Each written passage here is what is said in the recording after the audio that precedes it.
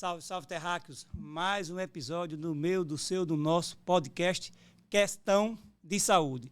Que, como eu sempre lembro a vocês, trata sobre exercício físico, sobre saúde e comportamento. E hoje eu estou trazendo um cara que eu gosto muito, é um amigo, é um médico de exercício físico e esporte, ou medicina esportiva, Dr. Eduardo Barbosa Lima, que aí vai conversar com a gente sobre o assunto e tem mais algumas curiosidades que vocês vão se divertir bastante. Desde já, bem-vindo. Valeu, por favor, obrigado, faça suas apresentações, porque eu posso ter esquecido alguma coisa a seu respeito. Então, o personagem que vos fala, quem sou eu? Bom, meu nome é Eduardo Lima Barbosa. Lima Barbosa, eu troquei Barbosa Relaxa, Lima, fique né? peixe, isso acontece. Eu sou médico formado na UFAL há quase 20 anos, eu estou velho. Eu fiz especialização em ortopedia e traumatologia e fiz pós-graduação em medicina do esporte, entendeu? Tem uma lenda, que até vai entrando no assunto, que meio que todo ortopedista que faz medicina esportiva não tem muito a ver, isso não é verdade. É porque a medicina esportiva, já entrando no assunto, ela tem 3 grandes áreas de atuação na medicina, que são a cardiologia do esporte, a ortopedia, a traumatologia do esporte e a nutrologia do esporte, certo? Aí cada uma pessoa que faz essa subespecialização envereda por uma ou mais áreas. Por exemplo, eu faço mais, como eu sou ortopedista, a parte de ortopedia do esporte e cardiologia do esporte. A nutrologia eu faço algo, mas não é muito a minha área, entendeu? É isso aí. Entendi. Eu só associava a ortopedia do esporte. Achava que era só isso mesmo. Nem pensei em cardiologia, muito menos nutrologia. Né? Todo mundo associa, mas não é. Tem essa abrangência um pouco maior, entendeu? Certo. E aí, tendo essas áreas aqui, onde você atua, como você atua nas áreas que você hoje está atuando? Então, na ortopedia, eu atuo no consultório e no plantão da Unimed. E na medicina esportiva, eu faço consultório e também atuo no IF, da Educação Física da UFAL, perdão. Eu trabalho lá como médico do esporte também. Você comentou alguma coisa sobre CRB, CSA? Conta a sua história do futebol aí. Então, eu já fui médico do CSA há muitos anos, logo com recém-formado, assim. Ainda estava fazendo residência de ortopedia, passei um tempo no CSA. Hoje em dia eu estou na Federação de Futebol, como vice-diretor médico, e estou atuando como retaguarda do juvenil do CRB lá na Educação Física da UFAL. Como é que é essa atuação de vocês no esporte, no futebol, propriamente dito? Como é que é a atuação? Bom, vamos do macro para o micro. Como é que atua o médico do esporte? Ele atua com atleta amador e profissional, certo? Atua no atleta que, por exemplo, o atleta amador, que ele é inicialmente sedentário e quer começar a fazer alguma coisa. Então ele faz a avaliação com o médico do esporte para o que ele pode fazer e como fazer para não se machucar. O atleta está lesionado, uma lesão cardíaca, uma lesão ortopédica, que seja. Ele vai para o médico do esporte para tentar tratar aquela lesão e poder voltar a restabelecer o seu esporte que ele fazia antes. E no profissional, por exemplo, como é que o médico do esporte atua no time de futebol? Minha área. Admite-se o atleta, a avaliação física inicial, ver se ele tem alguma doença prévia, que o atleta profissional é um profissional, ele tem que estar apto 100% para poder exercer sua profissão de jogador de futebol. Avalia músculo esquelético, avalia cardíaco, pede-se alguns exames e acompanha. Assim, o atleta está apto para jogar, vai ser acompanhado durante os treinos e durante os jogos. Por exemplo, é muito comum lesão em esporte profissional. Futebol, nem se fala. Então, durante um treino ou um jogo, o atleta teve uma entorse de tornozelo, é uma coisa muito comum. Vai para o médico do esporte, avalia o tempo de recuperação, o tempo de afastamento, medidas de recuperação, medicamentos, esse tipo de coisa. Todo aquele médico que sai correndo atrás daquele caboclo que se machuca, às vezes é meio, eu acho que é meio injusto, alguns tipos de lesões, sabe? O cara tem uma lesão na altura da virilha. Essa parte eu deixo com o massagista. Deixa o massagista, né? Mas tem. E aí, assim, aquele é o médico do esporte? Não necessariamente. Que assim, bom, né? Ainda bem. Bom, né? Tem muito médico do esporte atuando, tem muito ortopedista, tem muito clínico geral, entendeu?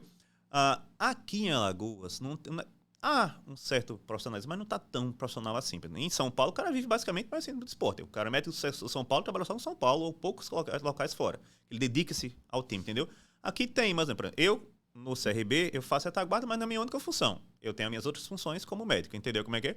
Mas aquele cara que vai para o campo, ele verdadeiramente é contratado ou faz parte da equipe do time, da equipe médica do time, conhece o jogador e ele vai prestar o socorro, né? Mas nem sempre é um médico do esporte. Pode ser um ortopedista, pode ser um clínico geral, tanto faz. Sempre achei que era um médico ligado ao esporte. Recentemente chamou muita atenção que tem uma médica que não é muito comum. Sim. Acho que é no São Paulo ou no Palmeiras, sim, não é isso? É famosa essa médica. Não é exato, ela se tornou muito famosa por isso. E teve com o episódio, não sei se você acompanha, ficou muito famosa na Inglaterra, na época que o José Mourinho era treinador do Chelsea. E ela entra no jogo para fazer alguma coisa lá e ele dá uma bronca nela. Não sei se na cabeça dele ela atrapalhou alguma coisa no andamento, se era para trazer logo o atleta, se não era, se era para deixar o cara sofrendo lá para ter uma certa cera. Que do Mourinho eu espero mais isso, que ele é um cara da retranca. Mas ela ficou muito famosa, né? Porque era uma médica, assim, porque ainda não é muito comum. Nesse episódio que aconteceu foi o seguinte: você não pode entrar no campo sem o juiz mandar. Certo. Entendeu? Por exemplo, qualquer médico de evento esportivo, médico de luta, médico de futebol, qualquer coisa. Tá lá de retaguarda, teve a lesão atleta, só entre se o juiz chamar. Se você entrar, você está invadindo o campo. Como até o time pode ter sofrido infração por causa disso. Talvez se ela tenha entrado antes do juiz mandar. Entendeu?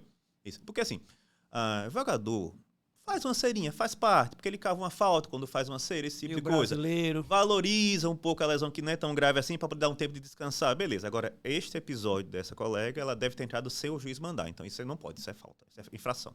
Eu sei que ele ficou invocado e isso gerou uma repercussão na pega, porque também não podia gritar assim com a mulher e tal, daquela forma. Sim. Enfim, mas é porque realmente é raro a gente ver mulher atuando no esporte. E você falou de lesão. Certo. Eu pensava logo assim, é o cara para cuidar da lesão. Quais são as lesões mais comuns no esporte? Você está falando de futebol, né? Sim. Depois eu vou para outro tipo de situação. Mas no futebol, eu sei que hoje em dia, talvez não seja mais comum, mas a que mais preocupa e que tem um protocolo mais rígido é a lesão de cabeça. Sim. Certo? Não é mais comum com certeza, mas é mais preocupante. Quais são as que mais acontecem assim? As mais frequentes são do membro inferior, joelho, tornozelo. Certo? Lesão traumática. Né? Também tendinopatia de quadril, a famosa pubalgia também, que é outra lesão diferente. Mas as lesões traumáticas mais comuns são em ordem de frequência, tornozelo e joelho. Sendo que o joelho é mais incapacitante para o atleta. Né? Um atleta que tem uma ruptura de cruzado completa pode até acabar a carreira, dependendo de como vai o tratamento dele. Mais comum, tornozelo e joelho. A mais famosa foi de Ronaldo Fenômeno, que não o suficiente, e ele achou que teve que ter nos dois. Exatamente. Né? Ele é um cara meio exagerado em algumas medidas dele, enfim. Mas aí ele teve um joelho, que foi uma ruptura completa do tendão ali. Foi. O Ronaldo tem uma história. Por exemplo, quem lembra do Zico? Eu sou velho, né? Eu lembro do Zico. Claro, é meu ídolo. Galinho de Quintino, ele era magro, rápido, para investir na massa muscular para ele poder ter mais embate contra zagueiro, certo? Fez a mesma coisa do Ronaldo. Ele era magrinho, então fez muita massa muscular em pouco... bem maior que o Zico, isso, muito alto. Em pouco tempo. Então, o que aconteceu com ele, que se discute nos casos, é que ele teve uma ruptura por estresse, uma lesão chamada lesão patológica. Havia uma sobrecarga exagerada no ligamento patelar dele, pelo ganho de massa muscular em muito pouco tempo, por isso que teve aquele estresse que rompeu. Não é muito, a dele não é muito comum, mas como uma lesão interna do joelho, não aquela que ele teve. Sobretudo que teve nos dois, né? Então isso mostra realmente que estava um negócio muito complicado. Foi sobrecarga de massa muscular, com toda certeza. Tem uma entrevista dele recente, eu tenho essa entrevista salva em casa, que ele dizendo assim, se o treinamento daquela época fosse como é hoje, eu não teria tido aquelas lesões. Porque ele dizia assim, se eu era uma cara de potência, eu tenho que trabalhar a parte de potência. Isso. E eu tenho que trabalhar tudo com os caras tudo comigo. Então, assim, imagina um cara como eu, forte, já pesado de potência, trabalhando outras valências, e chegou uma hora que estourei. E ele disse que, inclusive, a carreira dele seria mais longeva. Eu digo, rapaz... Provavelmente sim. Lembra do Ronaldo no Cruzeiro? Lembra do Ronaldo na Europa? Outra pessoa. 20 quilos a mais de musculatura. Totalmente. Então, isso faz diferença. Isso é uma falha? Não, isso não é uma falha. Isso é o zeitgeist. É o paradigma do momento. Que veio e vai evoluindo. A ciência, até a ciência médica, a ciência desportiva, a educação física, tudo evolui. Na época em que ele jogava como profissional, se achava que a ideia é essa, investir em massa muscular para ele ter resistência, poder fazer embate com o zagueiro. Hoje em dia, evoluiu ou mudou, entendeu? Não é uma falha, é o que você pensava naquela época como se fosse a coisa certa, e não era. É verdade, porque hoje em dia eu sei que os caras setorizam, digamos assim. Eu sou um atleta que joga na lateral, eu preciso de determinadas valências para me ajudar. E não outras. Outras até atrapalhariam. Né? Se eu sou um centroavante mais fixo, preciso de alguma coisa que, como um meio-campista, eu não vou precisar. Então, eles começam a fazer uma coisa mais específica, realmente, que aparentemente preserva mais a saúde do atleta e potencializa as suas virtudes. Né? Isso. Aí eu vou levar para o meu lado, o lado que eu atuo, por enquanto, que agora é a academia. Na academia, também existem algumas lesões, mas eu creio que elas, normalmente, na minha percepção, elas são causadas pelo próprio usuário. Né? Tirando as traumáticas, que você bate em alguma coisa, que realmente é um ambiente que, se não tiver cuidado, você se machuca. Sim. Tem aquelas que o cara causa por excesso de treinamento, por treinos inadequados e tal. O que é que você pode falar sobre isso? Então, musculação, com relação à lesão. Como é que acontecem assim, os encadeantes mais comuns? Exercício mal feito, né? Carga exagerada e falta de orientação. Também tem isso daí, né? O que é que acontece? Por exemplo, qualquer, por exemplo, uma tendinopatia, uma lesão capsular de ombro, que seja uma coisa muito comum de lesionar em academia, tendinopatia, tendinite, ela tem uma base genética, não é só trauma, não é só esforço repetitivo que se fala. Ela tem a base genética associada com o fator ambiental. Por exemplo, se a pessoa... vou pintar um caso aqui. A pessoa tem uma predisposição a fazer uma lesão no manguito rotador, que é uma coisa bastante comum. Então, talvez, se ele diminuir um pouco a amplitude do movimento, ele lesione menos. Só que ele vai até o final com muita carga, então lesiona mais fácil. Então, há o fator interno do atleta, ou do amador profissional, mais execução mal feita, mais um exagero de carga, esse tipo de coisa. Você falou treinar demais, isso acontece, porque o músculo tem que repousar para poder ter ganho. O cara vai demais, muita carga, sem ter repouso suficiente, ele vai acabar lesionando. Chega a resiliência da musculatura que ela não aguenta mais e vai romper ou lesionar. É interessante, a gente fala sobre o overtraining, né, para os alunos, e os alunos não levam muito em conta, não. Tem aluno que quer treinar de domingo a domingo, é um negócio assim meio maluco, e a gente fala que descanso é importante, mas descanso, intervalo, parece que o pessoal não considera... Você não ganha quando faz, você ganha quando descansa, você sabe disso, né? A gente diz isso, mas a galera acredita que ganha no estímulo, né? Não. Na hora que você estimula, para ter o ganho. Não. Mas o pessoal entende que o estímulo é imediato, ganha ali também. Não, fica... É que ele confunde a hiperemia muscular, que aumenta o volume durante a execução, com o ganho em si. Você faz a musculação, seu braço fica maior, seu peito fica maior, a coxa fica maior. Depois ela... Porque tem muito sangue atuando naquele para poder fazer exercício. Depois a hiperemia passa e volta o volume mais ou menos com um pouco maior que você estava antes. Mas você vai ganhar quando você está dormindo, quando você está repousando. É que ela vai desenvolver. A gente sempre fala que o que te faz ganhar é descanso e alimentação. Sim. Né? Ali você tem um estímulo, né, nas estruturas musculares e nas outras estruturas articulares que vão junto criar um conjunto de fatores que vão ajudar nesse estímulo para depois, com sono e alimentação, você ter os seus resultados, né? O que eu falo muito hoje é que, assim, se você entrar na internet, os caras ficam 5 dicas para isso, 4 dicas para aquilo. Eu acho que sintetizaram tudo. Eu acho receita mágica para tudo. Eu digo, rapaz, e aí vão largando um dos princípios do treinamento, que é a individualidade biológica. Então, talvez não dar aquelas dicas, em hipótese alguma, caberia para mim ou para outra pessoa. E pode dar muito certo para outra pessoa. Né? Por isso que eu costumo dizer aos meus alunos assim, eu digo, olha só, não existe receita de bolo. Para nada, né? Existe a sua história, e é nela que a gente vai ter que trabalhar. E se a sua história não for fácil, paciência, vamos ter que trabalhar com dificuldade. Se ela for fácil, alegria, vamos trabalhar com muita facilidade. E aí, assim, o aluno, ele acredita na academia que essas receitas valem. Né? O que eu acho um desserviço, particularmente acho um desserviço quando você fala dicas, aí eu tenho até cuidado de pedir aos convidados aqui para darem dicas. Eu peço para contextualizar situações. Uma pessoa que procura isso ou que procura aquilo, como seria? Porque acho que dica, apesar de ali ter algum componente de veracidade e tal, mas não vai se atribuir a todo mundo. Né? O ser humano quer o caminho mais fácil. Ninguém quer botar mola, vamos dizer assim, e ter o degrau, o aumento gradativo do desempenho. Ele, vou fazer isso que vai ser mais rápido para mim. Viu a facilidade, ele vai querer embarcar. Às vezes vai embarcar na canoa furada, né? Não, e os caras falam assim, sono e alimentação, por enquanto, os gurus. Sono e alimentação. Cara, sono não é para todo mundo. Você é médico, se você dá plantão, você não tem um sono. Uma pessoa que não é médico não dá plantão. De jeito nenhum. Eu não tenho um sono, eu levanto às 4 da manhã. Não consigo dormir tão cedo porque tem as outras coisas para fazer. Ou seja, eu acho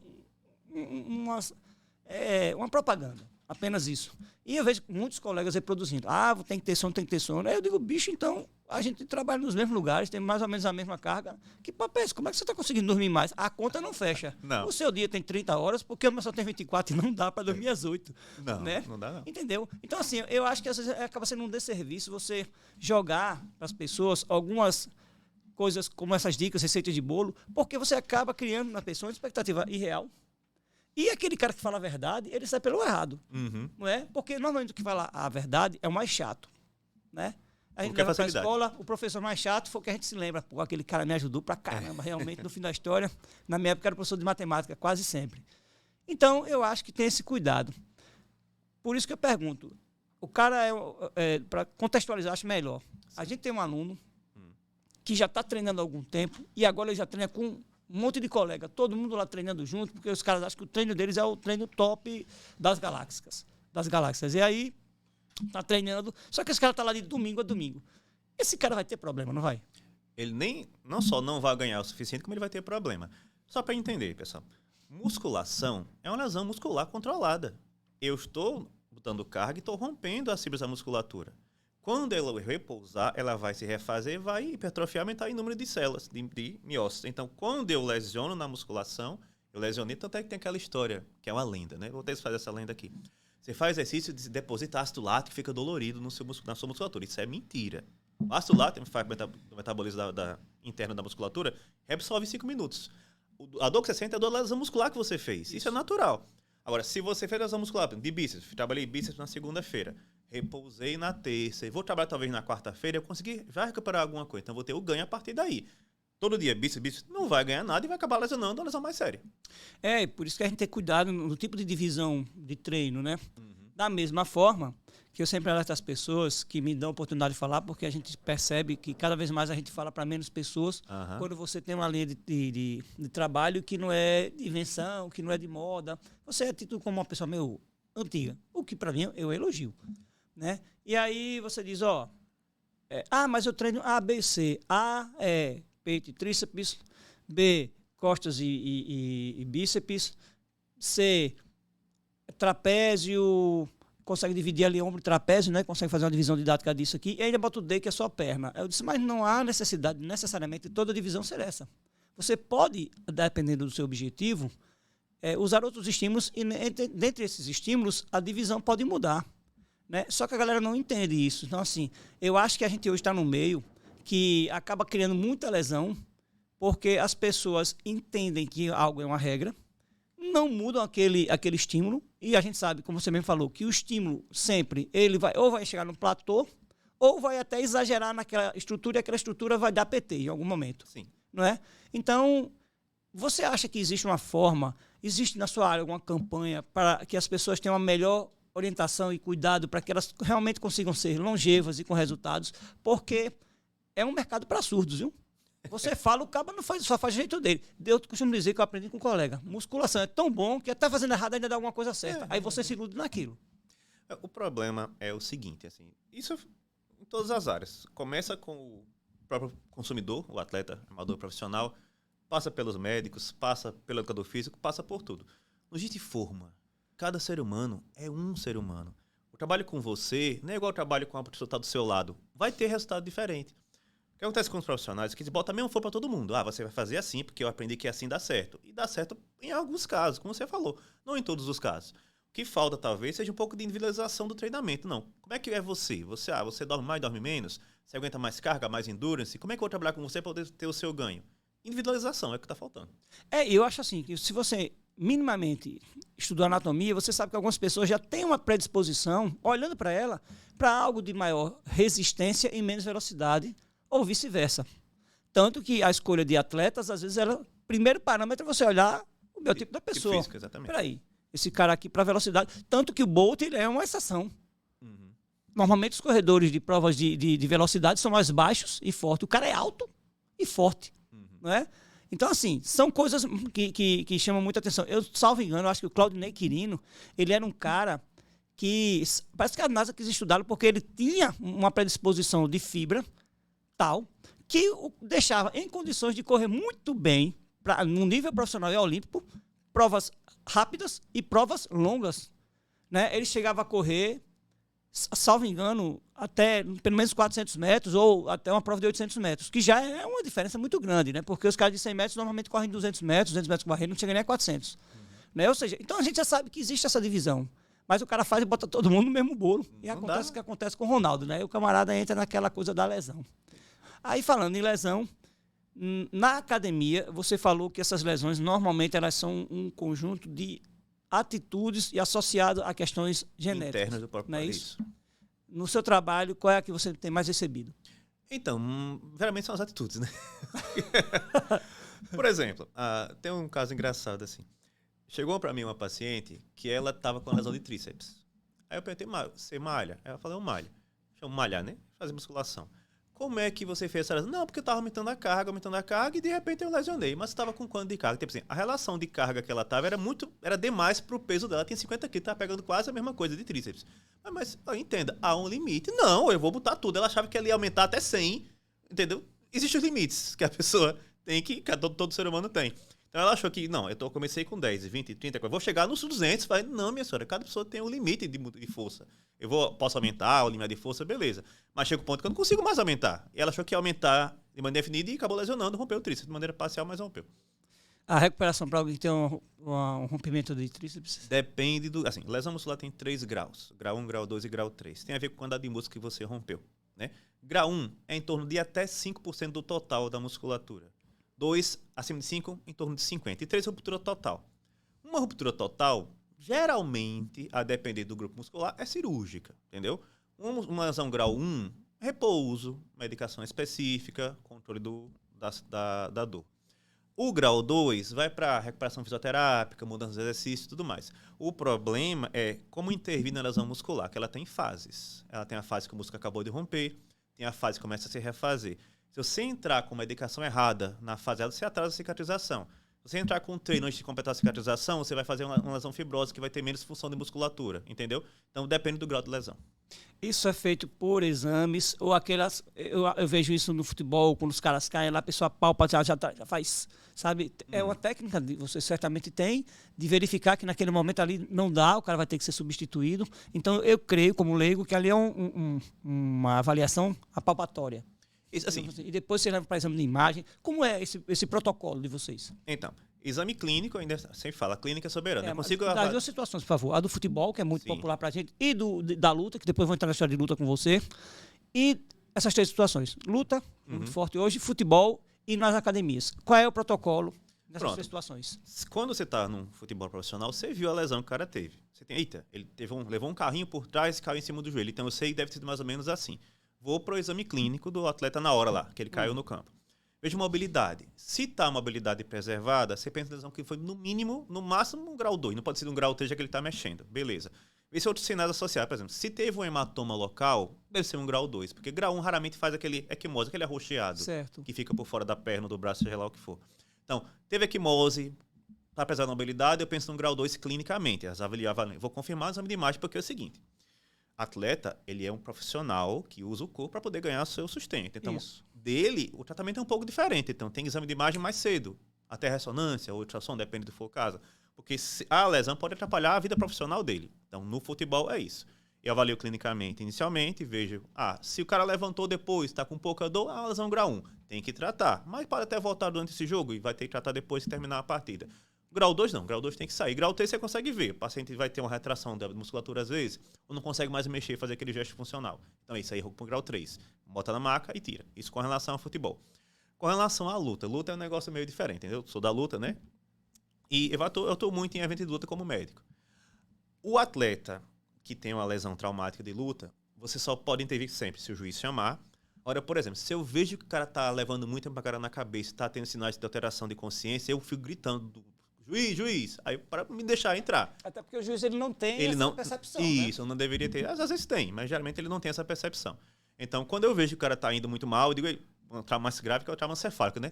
Com relação ao trauma de membro, no Muay Thai, no MMA, no Kung Fu, que é a minha arte, chute na coxa. Eu percebi que aquele cara tá começando a ficar com aquela coxa roxa. Então, rompeu algo do cabeça. Então, eu espero o juiz me mandar entrar, ver se o cara consegue continuar a lutar ou você vai ter que parar. Mas, avaliando clinicamente, só de olhar, você tem ideia de mais ou menos o que pode estar acontecendo. E com relação à musculação, é raro uma lesão mais grave, uma ruptura grau 3. Eu sei que seja o cara de alto desempenho, que bota aquela carga excessiva e tudo mais, que ele quer fazer um bodybuilding, qualquer coisa que seja. É mais como uma lesão grau 1, grau 2, e essa variação é mais ou menos a mesma. Você vai ver a função do membro, se mexe, se não mexe, e ver sinais clínicos, se tem um edema, se tem um arroxeado, uma retração de musculatura. Mas na academia, a gente não tem um médico lá. Isso. E aí, qual é a ação do profissional que está ali no salão, o cara dá um grito com uma dor, uma coisa assim? O que é recomendado para o profissional que está lá atendendo aquela clientela no momento? Pronto, então, existe na área de saúde, de maneira geral, o suporte básico de vida e o avançado de vida, o ATLS e o BLS. Eu acho importante todo mundo saber um pouco de BLS, que é Basic Life Support, que é lesões, uma parada cardíaca, qualquer coisa que seja. Então, por exemplo, o educador físico que tem uma noção básica de primeiro socorro, ele vai ver, a pessoa até que ele não viu, a pessoa, fiz tal exercício, estou com uma dor aqui no cotovelo. Qual é o correto? Ele pode fazer uma avaliação básica, mesmo não sendo médico, e para imobilização, procurar um serviço de urgência. Se está uma dor incapacitante, entendeu como é que é? Você fez, teve uma dorzinha aqui, e foi fazendo qual gesto? Então, faz isso, não repete isso, não, faz outra coisa, dá para fazer outra coisa? Então, orienta a procurar o serviço de saúde de qualquer maneira, entendeu? É o básico. Assim, se você viu, sei imobilizar, imobiliza. Já ajuda, fez grande coisa para a pessoa, ajuda bastante. Mobilizar a pessoa vai para o serviço de urgência sem lesionar mais. Entendi. Então, É isso aí, porque realmente na academia, salvo os traumas de alguma pancada, alguma coisa que caiu, o cara realmente chega reclamando de uma dor no cotovelo, uma dor no joelho e tal. Agora tem aqueles vídeos que viralizam na internet dos acidentes que acontecem na academia, né? Teve um recentemente que a vítima parece que foi a óbito, de uma mulher que vai no Smith e ela bota uma carga demais e ela faz uma flexão de quadril a ponto da barra escorregar sobre a cabeça dela, assim. Eu vi, é horrível. Vocês recebem muitos acidentes dessa maneira, assim? O mais comum de academia é cair peso no pé. Aí é, né? Desse, infelizmente, eu nunca vi, né? Esse eu vi esse vídeo, um negócio horrível. Ela foi entrar na carga de outra pessoa. Desculpe. Não tinha condições, nunca fez aquela carga, não fez o gesto direito, pagou com a vida, um negócio horrível. O mais comum de academia é isso. Derrubei o peso no pé. Fratura de pé, é a mais comum. Fratura de dedo. Eu conheço algumas pessoas que tiveram realmente fratura de pé, sim, mas é um ambiente que a gente sempre diz, sabe, tenham cuidado. Eu lembro que uma época, eu estava à frente de uma academia, na gestão dela, e numa reunião dessas pessoas, eu disse, olha, sabe uma informação que falta quando você pega o aluno que ele chega? Porque você diz a ele, a máquina é essa, o exercício é esse, a forma é essa, tal, você, né, enche o cara de informações e tal, mas você não dá uma informação de segurança. Sim. Você não diz pro cara assim, para essa máquina, quando você for sair, destrava isso, trava aquilo, você não dá. E eu acho essa informação importantíssima. Eu vivi uma situação com um colega de profissão que ele caiu usando, se machucou com uma máquina nossa. Na nossa concepção, ele não teve a intenção, é claro, mas ele falhou. Porque era uma máquina que você subia e descia por ela de frente, e ele resolveu descer de lado. E ao descer de lado, ele segurou na barra e pisou embaixo, ele fez uma certa alavanca. Então a barra a máquina caiu sobre ele. E ele ficou, acho que uns 3 meses afastado, ele teve que fazer uma mini cirurgia e tal. Foi um negócio muito complicado no dia, o suporte de saúde, o SAMU foi buscar e tal. Porque, assim, veja, o cara é um profissional, foi um vacilo, claro que ele não faria isso normalmente, mas foi um vacilo. Mas, assim, eu acho que é uma informação que falta, sabe? Deveria ser protocolar. Ao ensinar o exercício, você tem que ensinar as questões de segurança. Você faz assim para usar a máquina, você faz assim para não deixar de usá-la. Se não consegue, chama o profissional, chama alguém para lhe ajudar. Porque, vou dar um exemplo simples, o cara vai e faz o que aquela mulher do vídeo fez. Vai ali para fazer um agachamento, e agachamento supino, os americanos fazem muito isso. Sempre chama alguém para fazer com você. Principalmente se você é metido a botar muita carga. Né? Mas agora não, a galera, todo mundo quer. Você chega na academia, a galera tá agachamento, tira a moda de tirar o tênis para ficar descalço, supostamente para pisar corretamente, você faz 95% pisando errado. Mas tá descalço, né? E colocar cargas que não são adequadas. Aí não é nem adequada para o resultado, mas assim, para o risco, na verdade, ela pode causar um risco muito grande. E eu creio que num futuro breve, assim, a gente vai ter alguns casos, infelizmente, porque aumentou muito o número de pessoas tão autoconfiantes que começam a ir por essa moda daí. Esse é o problema. Assim, não só em academia, em qualquer situação. Quando é que acontece acidente? Porque eu estou confiando demais. Eu não avalio direito o risco. Se eu respeito aquela situação, qualquer situação, eu vou pegar um supino aqui, eu aguento esse peso? Então eu aguento, vou fazer. Eu botei 30 de cada lado, é muito peso. Vou aguentar? Não. Quando a confiança cresce, o risco, a noção de segurança aqui diminui. Então paga-se com as lesões. Eu estou tendo pé, assim, falando muito de musculação, mas para não ser injusto, eu vou falar de aulas coletivas também. Nos anos 80, era muito comum lesões no uso do step. Não sei se você lembra disso, porque o step eu acho que ele era mais alto na época. E tinha também a ginástica aeróbica. Sim. Que muita gente ficou lesionada, porque tinha muito salto, era uma coisa muito... se sente mesmo. E assim, eu não sei se você conhece relatos, né? Na época você não era médico, claro, mas assim... Eu já era vivo. Já era vivo, né? E aí, eu lembro que, por um tempo, foi meio que banida a ginástica aeróbica. E o uso do step foi muito discutido, tanto que depois o step ele veio em plataformas menores e poucas eram as aulas que você usava realmente uma performance muito alta no step. Eu particularmente dei aula de step por muitos anos e usei simplesmente coreografias no step para trabalhar a questão da resistência cardiorrespiratória, porque eu fazia uma aula longa para que a pessoa dançando, fazendo coreografia, tivesse um tempo de atuação naquela atividade para melhorar a sua condição cardiorrespiratória. Não ia para a questão de performance a nível muscular, nem nada, nem com salto, aquela questão pliométrica, porque eu tinha esse cuidado, porque a turma era heterogênea. Então era muito difícil de você trabalhar, porque alguns conseguiriam, mas outros não. Aí você criava situações loucas. Um se sentia o máximo porque conseguia, outro se sentia uma porcaria. né? E no centro está você, que parecia não dar atenção devido aos dois. É o problema da forma que a gente falou agora há pouco. Cada um é um, cada ser humano é totalmente diferente do outro. Se eu faço uma forma que todo mundo tem que fazer a mesma coisa, alguém vai se frustrar, alguém vai se lesionar e um vai se dar bem. Não é o objetivo de ninguém, deveria ser, na verdade, né? Mas pegando então o exemplo das aulas coletivas, você sabe de dados de algumas aulas coletivas que causam lesões que são comuns? Ou então, se você não sabe, no esporte, quais são as lesões? A gente falou muito do futebol, da luta, mas tem alguns esportes que são altamente lesivos. Então, olha só, de maneira geral, a lesão mais comum de qualquer esporte é entorse de tornozelo, certo? O problema de aula coletiva, o cara vai fazer uma aula da aeróbica para 50 pessoas. Você não tá vendo todo mundo fazendo como é que tá o gesto, entendeu? Esse é o problema. Então, às vezes, a pessoa, até numa passada para lá e para cá, virou um pouquinho o pé e fez uma lesão. Uma lesão simples, né? Uma lesão não é muito grave, mas é a lesão mais comum de maneira geral. Assim, esportes diferentes têm lesões mais comuns, né? Assim, de maneira geral, é entorse de tornozelo. Por exemplo, handball. Fratura de nariz é uma coisa comum. Por causa do cara vai dar o gesto de jogar a bola, mete a cara na mão do outro. Isso acontece. Basquete, é muito comum tornozelo e joelho lesionado, entendeu? Polo aquático, é muito comum lesão de ombro, ruptura de ligamento, ruptura de musculatura do manguito, entendeu? Cada esporte vai ter mais ou menos sua lesão mais comum. Mas a mais comum de todas é a entorse de tornozelo. Você sabe que hoje na academia a gente vê muita gente fazendo algum trabalho para manguito, né? Mas é engraçado que ali muitas pessoas fazem para potencializar o seu próximo exercício, não necessariamente para prevenir de uma lesão. A ideia é sempre virar o Superman. Nunca se prevenir para não sofrer alguma coisa, né? É muito engraçado esse objetivo. Agora, vou sair um pouquinho disso. A gente entrou em luta. Eu vou falar um pouquinho sobre você, que você para quem não sabe, é professor ou vou chamar de mestre de Kung Fu? Então, vamos lá. Essa é uma coisa meio polêmica, né? É o seguinte. Na minha arte marcial, eu treino Kung Fu, estilo do Ferro Pai, estilo da Garça, que é um estilo muito comum aqui no Brasil. Na minha escola, se você alcança o 5º grau de faixa preta, você é intitulado mestre. É só por isso, entendeu? Como é que é? Como é que divide-se assim? O faixa preta é professor, o 5º grau é mestre. É só isso. Eu treino Kung Fu há 23 anos, sem parar. No dia que eu parar, eu morria. Eu sempre falo. Então você hoje é mestre, eu sou segundo mestre, essa segundo a graduação da minha escola. Você é mestre Kung Fu, né? Isso. E aí, como é que o Kung Fu entrou em sua vida? Eu acho porque, assim, são coisas bem curiosas. Primeiro, você é um médico, aí a gente atribui ao médico o cara mais CDF, que trabalha muito, que estuda muito e tal.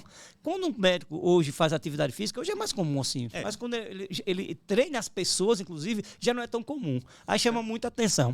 Então, dentre essas coisas na sua vida, é uma das que me chama atenção. Você já é mestre em Kung Fu, dá aula. Como é que começou tudo isso? Explica pra gente essa história do Kung Fu. Já é vista pessoal, né? Então, começou quando eu passei no vestibular. Você tem ideia? Eu passei no vestibular em 99, né? Eu tô velhinho. E eu sempre... mesmo tempo, mesma época. Exatamente. E eu sempre gostei de esporte, de exercício. Eu já fiz natação muito tempo, eu fiz taekwondo um tempão também, já fiz judô. Sempre gostei de arte marcial, sempre gostei de luta, sempre gostei de esporte. Nunca fiquei sem fazer nada na minha vida. Até pro vestibular estudando, eu fazia uma calistenia em casa e tal. Aí quando eu passei no vestibular, eu conheci uma academia Kung Fu e comecei a treinar. Treinei há um tempão, eu treino com o mestre de São Paulo. Nunca parei. Eu peguei o faixa preta em 2010. Minha primeira faixa preta, perdão. Depois outra segunda faixa preta de revalidação.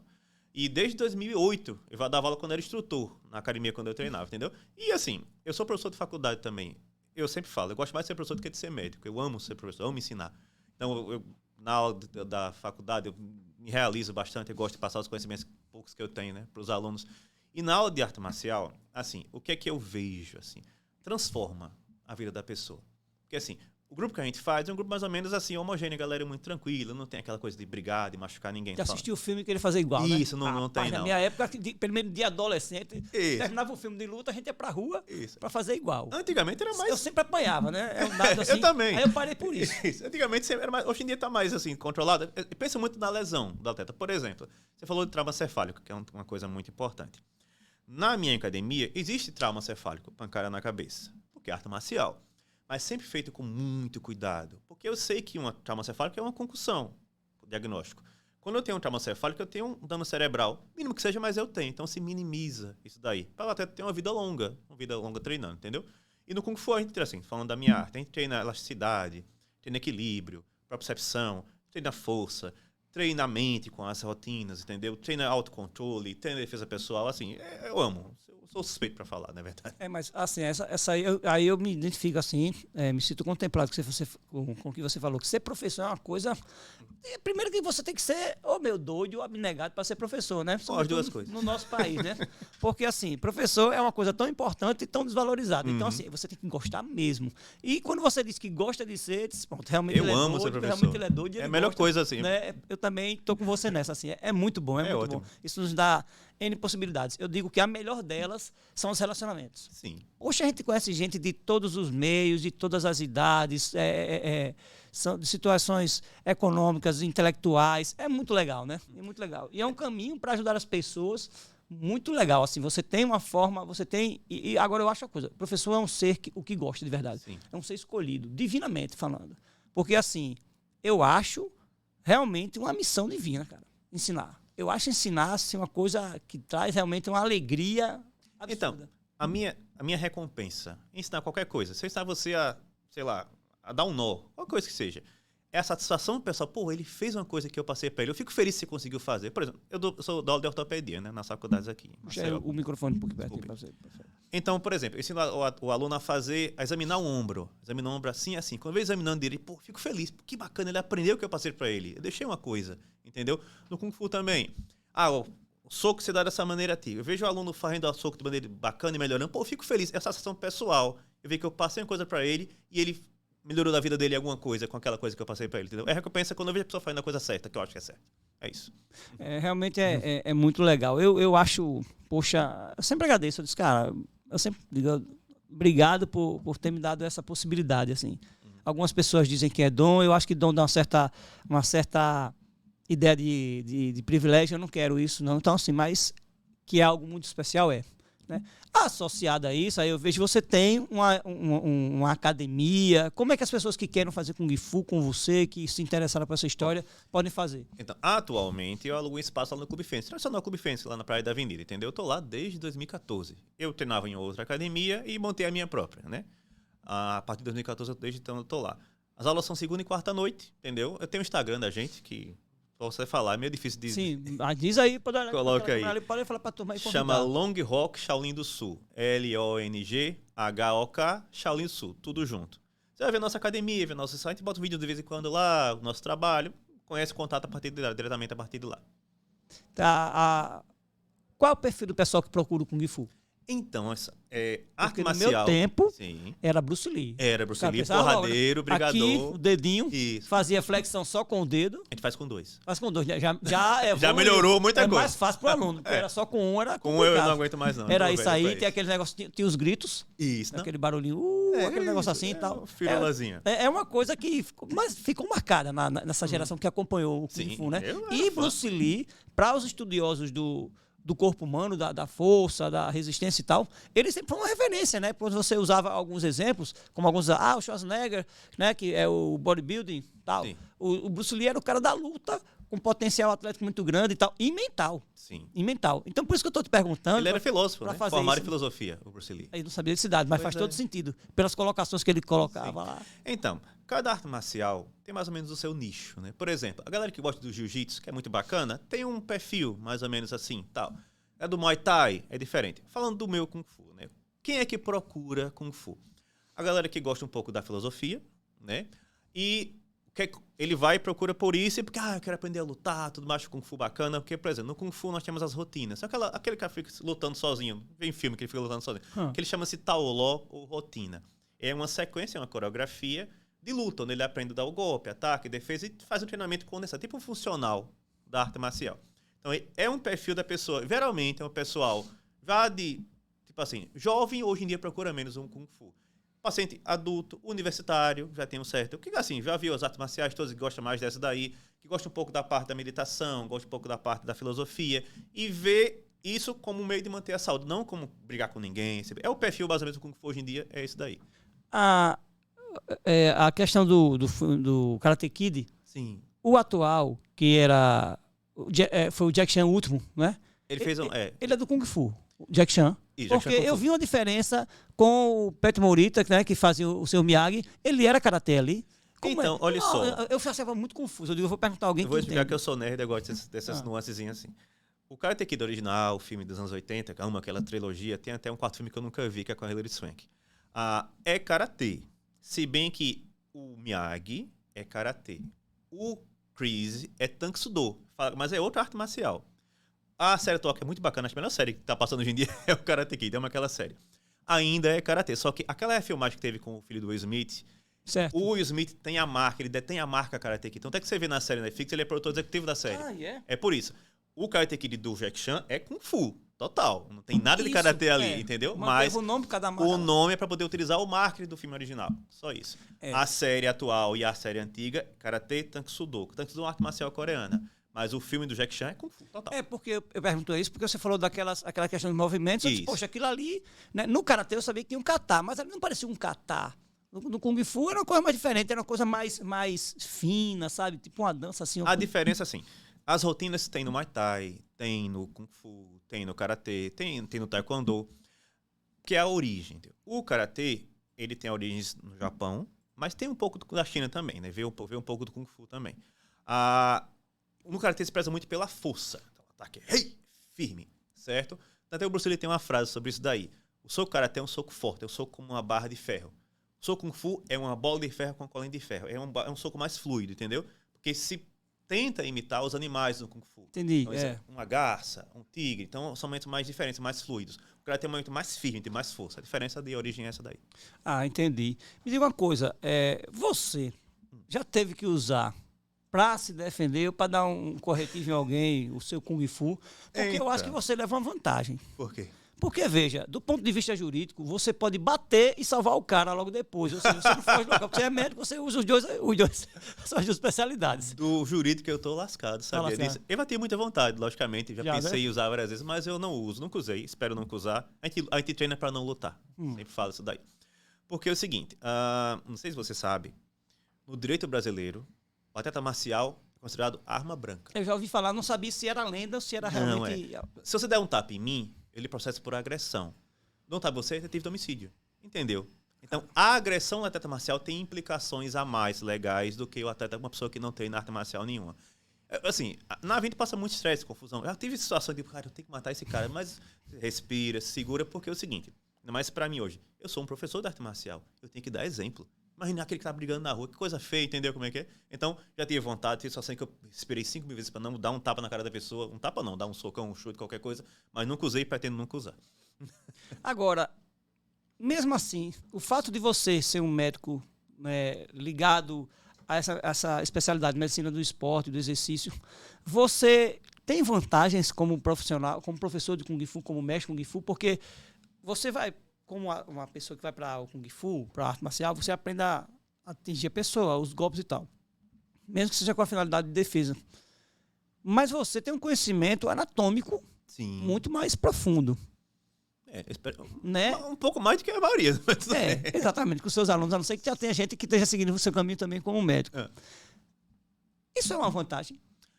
Com toda certeza, eu acho que sim. Porque é o seguinte... Porque você passa a analisar não só o gesto, mas você tem uma análise muito mais profunda daquilo ali, né? Eu uso muito a medicina esportiva no Kung Fu. Então, eu faço um treino pensando no... Porque assim, é até uma delimitação para a gente fazer aqui para dividir. Na medicina esportiva, eu posso prescrever, a depender do paciente, um treino. Quando eu fiz a pós, eu perguntei ao meu preceptor, que era até um educador físico. Eu digo, professor, eu estou vindo da área do educador físico quando eu faço um treinamento para alguém? Ele falou, não, porque é o seguinte, você treina pacientes com doenças. Por exemplo, quem não tem conhecimento de programa de educação física, por exemplo, paciente cardiopata, teve um infarto. Eu trato o coração do imundo para o educador físico com as recomendações. Eu trabalho muito com o educador físico, mas eu faço o seguinte, eu posso fazer um programa, então eu mando para você. O educador físico eu confio bastante. O paciente tem uma lesão assim, assim, assim. E tu tenta fazer isso e isso com ele, então é a orientação que a gente faz, entendeu? Certo. Porque não é invasão de área de ninguém. Isso. Então, no Kung Fu, eu uso muito a medicina esportiva, porque tem a outra questão, que é a questão legal do Brasil. Não precisa ser educador físico para ser professor de arte marcial, você sabe disso. Né? Certo. Já tentou-se um tempo, o CREF tentou fazer com que fosse um pré-requisito, ser educador físico poder ser... mas não conseguiu isso. Não conseguiu. E eu entendo, e eu concordo, porque é diferente. Você não aprende a ser um mestre de Muay Thai na faculdade. Isso. É toda uma vivência. Eu vou ser muito franco. Nenhum professor de educação física, de repente, você consegue aprender na faculdade. Você precisa viver coisas fora, porque nosso sistema de ensino não nos favorece esse Na ponto, medicina né? também. Em qualquer área de formação superior é sempre assim. Então, o que é que acontece? O que a gente vê muito são pessoas muito boas, assim, em qualquer arte marcial, de maneira geral. O cara é um excelente profissional, sabe muito, tem experiência, mas falta, às vezes, um pouco de especialização de primeiro socorro, conhecimento anatômico, entendeu? Não falo só pra mim, eu tenho essa pequena vantagem porque eu sou médico, beleza. Mas eu acho importante, qualquer profissional que trabalha com físico, o educador físico saber um pouco de primeiro socorro, o professor de judô saber um pouco de como trata um primeiro socorro, tratar uma lesão ortopédica, esse tipo de coisa, entendeu? Então, eu uso o que eu aprendi na medicina esportiva e na ortopedia nas minhas aulas para minimizar o dano, para até treinar durante muito tempo e potencializar o seu ganho. Potencializar o seu ganho, desculpe. Então, realmente, acaba sendo favorável para você. Me diga uma coisa, hoje em dia, aqui em Alagoas, você falou que já melhorou muito no esporte o profissionalismo, né? Mas você está falando de forma profissional ou amadora? Eu digo porque, hoje em dia, há equipes que participam de JUBs e de JEBs, por exemplo. Essas equipes, elas contam com um profissional de medicina do esporte? Quase nunca. Isso é uma coisa. Falando assim, do profissional, por exemplo. É bom ser uma pessoa com muita fé, né? Para perder a proteção divina, né? Eu estou na federação de futebol, né? Eu entrei na federação quando teve a pandemia, no auge da pandemia. Porque a gente fez o protocolo junto com um colega para retornar ao campeonato com medidas de segurança, né? Evitar mais contaminação pelo Covid. E o que é que acontece? A dificuldade que a gente teve foi que tinha times que não tinha ninguém de área de saúde para cuidar. Tinha time que quem cuidava era uma enfermeira, com todo respeito, mas era assim, ela ia voluntariamente, coitada. Mas quando o time todo. Tem time que não tinha nem isso. O médico do plantão cidade era mandado de vez em quando para acompanhar o time. Então, há times como o CRB, os ganhos. O CRB, o CSA tem profissional médico trabalhando sempre o tempo todo. Mas times do interior, não vou falar quais aqui, não tinha ninguém para tomar conta da área de saúde, entendeu? Equipes profissionais, ou equipes amadoras que vão para JUBs, para jogos universitários, esse tipo de coisa. Às vezes, vai alguém que, por exemplo, no handball, tem uma colega que é médica, que ela trabalha muito, ela trata de handball e joga. Às vezes ela vai ajudar. Mas não é sempre, às vezes não tem. Conta-se com a equipe de saúde do evento. Ainda está muito distante do ideal, né? É porque, assim, Alagoas, né? Alagoas é um estado pobre, né? Fomento ao esporte, infelizmente, é muito pequeno. O que é que se tem muito fomento? É o futebol porque tem ganho financeiro associado, entendeu? Não, assim, por exemplo, teve recentemente um evento de triatlon aqui. Tem posto de triatlon profissionais. E são pessoas que treinam por conta própria, investem seu próprio dinheiro para poder e gostam, amam o esporte, entendeu? Teve uma atleta recentemente do judô aqui, que foi até campeã mundial, uma menina. Mas é raro, assim, não tem muito fomento para esse tipo de esporte diverso do futebol, infelizmente, no Alagoas. Isso é verdade, assim, porque eu treino um atleta de ginástica rítmica.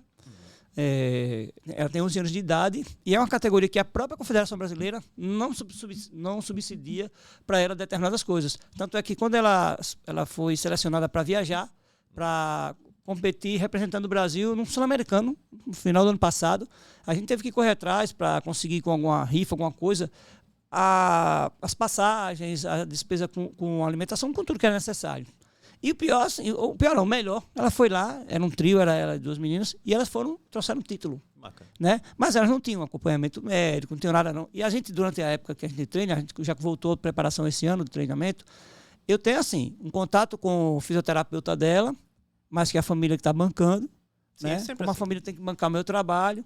E aí, às vezes, o pessoal da Seleção Brasileira entra em contato comigo para pedir alguma coisa específica para ela, porque ela é uma menina que tem muito potencial, então já é vista e tal. Mas não é uma coisa, de fato, que dê um suporte e que pudesse até já dar uma garantia de melhores resultados lá na frente. É aquela coisa assim, a pessoa nasceu com uma aptidão muito grande, gosta, e aí vai se organizando. Mas, de fato, e assim, para mim é pré-requisito necessário segurança. Para o atleta é segurança, porque a pessoa pode ter muito potencial e deixar de participar em cima da hora porque ela não teve esse cuidado de saúde, né? Isso. Geralmente o que acontece é o que eu falei para você. Tem um evento grande, tem um jogo universitário, que é em Brasília, qualquer coisa que seja. Se o pessoal vai sem equipe de saúde nenhuma e conta com o cuidado da equipe que estiver lá dando um primeiro socorro. Mas não tem equipe para dar suporte aqui. É uma pena, porque acho que políticas públicas no Brasil para o esporte amador realmente deixa a desejar, né? Assim, no final das contas, essas meninas conseguiram as passagens aéreas bem pertinho. Aí o governo do estado entrou lá e deu. Mas elas estavam num momento de muita evidência, foi feito muito barulho, e aí, na minha concepção, aos olhos do estado, era muito interessante, né? Sim, né? Uma propaganda. Mas quando você deveria, na verdade, trabalhar na base, né? Trabalhar na base, porque você já sabia que ali você teria aquela despesa lá na frente, mas na verdade era investimento, porque você fomentou aquele esporte ou aqueles atletas especificamente. Eles foram criando a situação de dar um retorno também, de visibilidade para o Estado, de mostrar que o Estado investe e tal. Essa política pública é aquela muito oportunismo, sabe, na minha cabeça. Não, vou aparecer agora aqui, aí tira uma foto, depois que vem com medalha, tudo. Eu acho pouco. Eu acho até... oportunismo mesmo. Eu acho que o negócio é dizer assim, eu vou olhar de baixo, a gente vai acompanhar vocês desde a base e investir em qualidade, investir em treinamento e investir em saúde, que no caso seria a segurança dos atletas, né? Uhum. É mais complexo, você sabe que é mais complexo do que isso, né? Tem corrupção no meio, não vou nem falar aqui para evitar. Não, né? O bolo é grande, o bolo é muito o bolo grande, é grande, entendeu? o bolo Sempre é tem esse tipo de coisa, mas infelizmente é isso. O que é isso, não se tem o que tem investimento em todas as áreas, é o futebol. Que é o esporte mais popular do mundo. A chance de a pessoa ter um ganho financeiro, viver daquilo ali, é muito grande. Entendeu? Por exemplo, luta. Vou falar de luta. Tem muita gente boa aqui em Alagoas, de arte marcial qualquer, de jiu-jitsu, kung fu, muay thai, que não vai para frente, poder até estar no UFC, se tivesse um suporte. Entendeu? Por exemplo, até uma questão de educação. Se tem na lei, mas ela é meio obscura, que se você doar para um atleta como patrocínio, você pode isentar do imposto de renda. A pessoa não sabe como é que faz, acha difícil, acaba não doando. Uma empresa particular que queria fazer isso aí, entendeu? Falta muita coisa, falta resolver algumas questões de lei, algumas questões de divulgação, para poder aumentar a fomentação do esporte amador, na verdade, né? Tá perto da gente acabar a nossa conversa, mas eu não queria perder a oportunidade de perguntar esse seu viés artístico, porque você é médico, você é mestre de Kung Fu, mas eu já vi muito nas suas redes sociais você cantando rock and roll e Mamonas Assassinas, né? Essa foi piada. Meu filho perguntou, Mamonas era bom? Eu disse, meu filho, eles fizeram um ano que muita gente não faz numa vida. Eu fui ao show do Mamonas em 2005. Eu não consegui ir, eu tava no consegui. interior. E aí, assim, eu sempre vejo você cantando Mamonas Assassinas com os caras do rock tocando lá, o que eu acho muito legal, porque Mamonas satirizava muita coisa, só que a galera do rock gostava do Mamonas, né? Porque eu não sei se os músicos eram da pegada de rock, né? Eles tinham uma banda de rock anteriormente, né? Pois que era é. esse nome da banda até, mas depois Aí, foram pra parte de... Me diz aí, como é essa história? Olha só, isso é filosofia de vida, entenda. Eu sempre falo, a vida é muito curta, velho. Eu perdi um irmão no ano passado, basicamente um irmão. Um cara super boa, finíssima, e foi embora. Vai no instante, entendeu? O que é que eu vejo hoje em dia? O pessoal investe muito na minha área, na medicina. Eu vou ganhar dinheiro. Como se ganhasse dinheiro trabalhando? Você pode viver muito bem às vezes, dependendo de como você trabalha, mas a vida é muito curta. O cara vive de plantão a vida toda, não tem saúde, daqui a pouco tá com 50 anos, acaba morrendo, ou tem uma doença grave porque não se cuidou. Eu sempre falo para os meus pacientes, falando do esporte, falando de vida geral. Olha, só tem uma maneira de viver melhor, viver mais e viver bem. Exercício. Faça como um hobby, velho. Eu não gosto de fazer nada. Vai correr no grupo de corrida, vai andar de bicicleta, tem interação social. É uma coisa que você vai enriquecer sua vida enquanto vida. Você vai viver mais e viver com mais qualidade. Então, eu sempre, assim, eu falo. Eu tenho meus trabalho até quando é de tempo razoável durante a semana, mas não deixe de fazer meu exercício, não deixe de dar minha aula de Kung Fu, não deixe de fazer meus hobbies, de encontrar pessoas. Porque isso é saúde. Esporte é um aspecto da saúde. Um hobby, uma coisa que você gosta de fazer, como cantar. Eu canto mal pra caramba, mas eu me meto a cantar. É um aspecto de saúde, entendeu? É tentar demonstrar que você pode ter uma vida de melhor qualidade, uma vida melhor, investindo no exercício, investindo numa interação social de boa qualidade. Que eu acho que, por exemplo, eu sou meio polêmico. Eu vou sair com uma farra, tomar um monte de cachaça. Isso é uma coisa que não vai ser muito bem para a sua saúde, certo? E, voltando à questão do esporte também. Eu tenho filhos pequenos. Meus filhos são bem pequenininhos agora. O que eu posso fazer para acompanhar a vida deles o máximo possível? Tenho que cuidar da minha saúde. Então, eu tenho que comer bem, dormir o melhor que eu puder dormir, fazer meu exercício para poder viver mais e acompanhar a vida deles o máximo tempo possível. Então, é saúde. O cantar, o treinar, é só investir na minha saúde.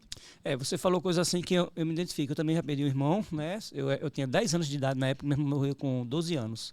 Né? Então, já estou com 48 anos, tem um tempinho. E você falou de filhos, hoje é aniversário do meu filho mais velho, né? O João está fazendo 10 anos. Papai, eu não consigo nem falar que eu me emociono do meu filho.